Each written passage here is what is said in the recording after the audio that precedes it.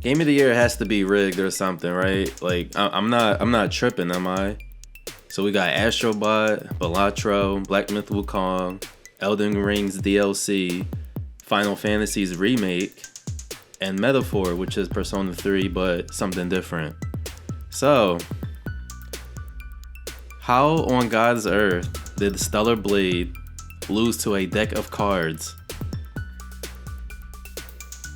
Not even Yu-Gi-Oh cards, right? A regular looking deck of cards. Now I know there's some little power-ups or some little cool animation in Balatro's game, but that shouldn't be a Game of the Year nominee.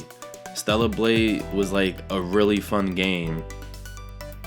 It showed that, you can have a female protagonist that's pretty sexy or good looking. They don't have to be brolied up like Abby from The Last of Us 2 was. And you get to pick out her outfits, Some of them aren't appropriate for YouTube, but you get to pick what she wears and stuff. And it's a really cool game. And it's just something fun to play. Like, I was at work thinking about how much I want to come back home and play this game. Right? Unlike Black Myth Wukong, which was just not good on console in my experience. I don't have a PS5 Pro and all that other stuff. I just have a regular PS5. And I experienced so many frame rate drops to this day. And like, it's not even funny. It's either that or bad hit detection. But anyway, the fact that a card game has beat Stellar Blade is like a problem. It has to be rigged. Because that should be where Stellar Blade is. That game was super, super good. And then we also have like Elden Ring's DLC. I thought DLCs weren't allowed to be a Game of the Year nominee. So now apparently they changed the rule a day or two ago just to appease to From Software.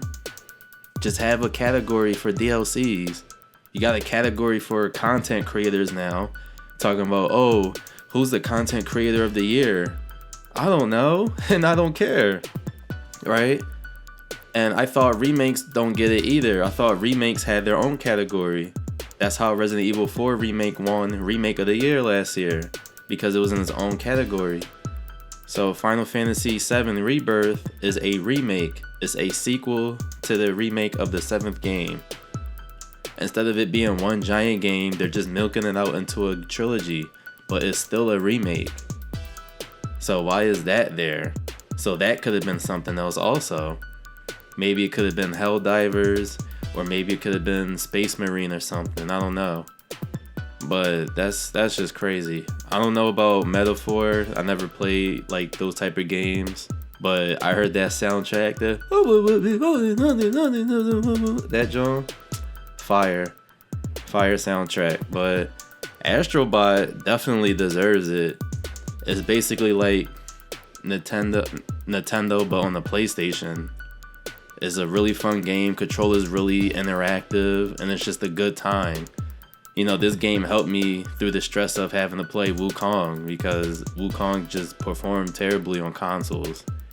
For me anyway. But yeah, I'm just really upset that Stellar Blade is not even nominated. But I will give credit to where it's due.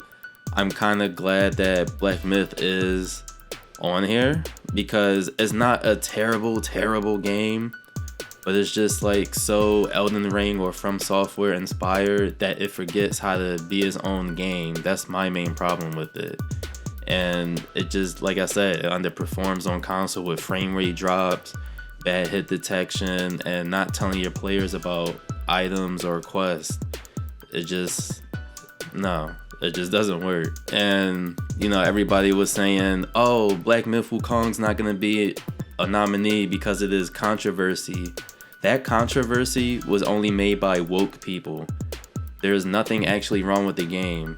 It's literally a game based off of a Chinese story or something, so it was nothing wrong with the game. It was just people being woke.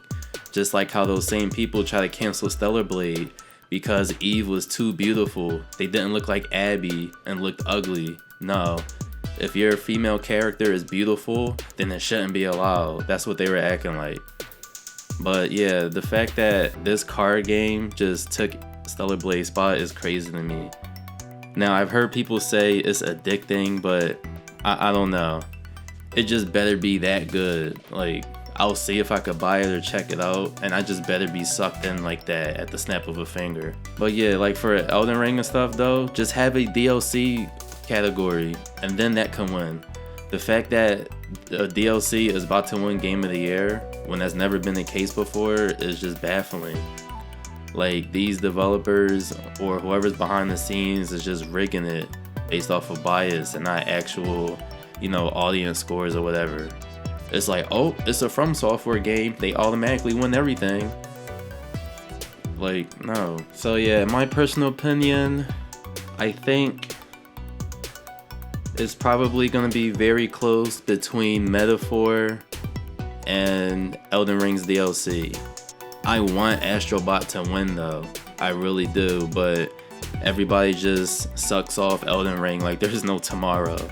So I can't even deny that. I mean, it was a good game or good DLC, but it shouldn't even be on this list. Neither should Balatro. One of those two spots could have went to Stellar Blade. So yeah, these are just my thoughts on these Game of the Year nominees. Pretty rigged. I can't wait to see on December 12th who the rigged winner is. I wouldn't be surprised if Wukong somehow won, but the fact that Balatro is on there is crazy. And if that actually wins Game of the Year, then we're doomed as a gaming community. So yeah, that's about it for this video. I'll catch you guys on the next one I make, and hopefully nothing will be rigged.